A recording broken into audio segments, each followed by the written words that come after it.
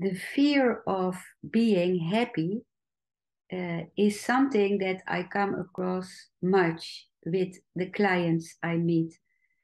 And I also know it from my own life, from my past, and sometimes also in my present life.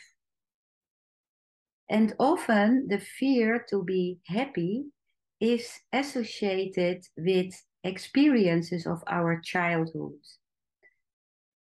For example, the most common example is that our mother could not be happy. She had a heavy past and she could not really be happy. And then she cannot meet the happiness of her child. So when her child was coming home very happy, it had experienced something beautiful, and the child saw that the mother was not happy, it immediately put down its happiness because then it could meet the mother. It could not meet the mother on the level of happiness. And for a child, it's uh, of essential meaning for his life, for his protection, that he can connect with the mother. So it learned how to put down the happiness. And it could also be that the mother, because she could not meet the child in a state of happiness, unconsciously moved away from the child when it was happy. Maybe she started doing something in the household, or fetching vegetables or anything. And the child learned, when I'm happy, I lose the connection. And that is life threatening for the child. And then it started being settled in the nervous system. Because when the child learned itself to suppress the happiness, it was safe for losing the connection with the mother. So, and that has become a pattern then. And when in the adult life, it still feels threatening to be happy. Even when we can take care for ourselves, then it is still in our nervous system.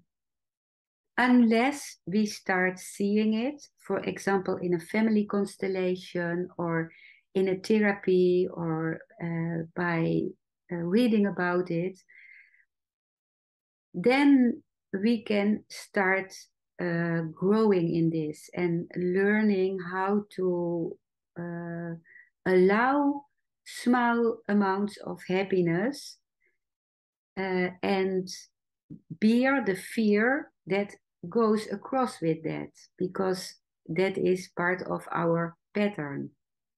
And then slowly, slowly, by getting new experiences, the fear of being abandoned when we are happy becomes less. And what is also happening is that when you are really happy or blissful, others often become jealous because deep down they want that you are less happy than them often. And that is what you feel, that you stand alone when you are happy or blissful. And then it can help, is my experience, that you imagine a person who can support your happiness. It can even be someone you saw in a movie, or someone you remember or you know. For me, that is the Eastern mystic Osho. For me, it was such an important sentence I heard from him, that he said, when you stick out your neck. I don't think this is an English expression, but it means when you make yourself visible in flowering of your life, you have real enemies and real friends. And that helps me to know, okay, when I am really happy and live my life, I will also have enemies who cannot stand this. And that means I need the courage to stand alone. And that is possible.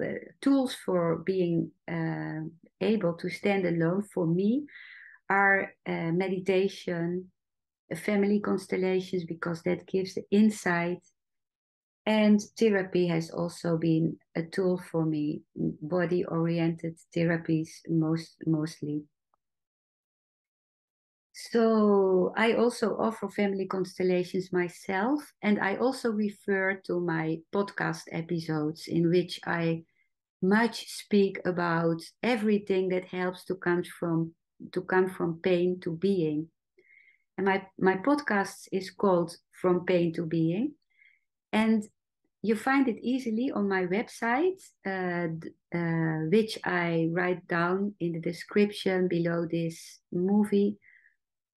And then you can find it at the chapter About Me. You see then one sub chapter of that page is podcast episodes. So this was what I wanted to say about the fear of being happy in this movie.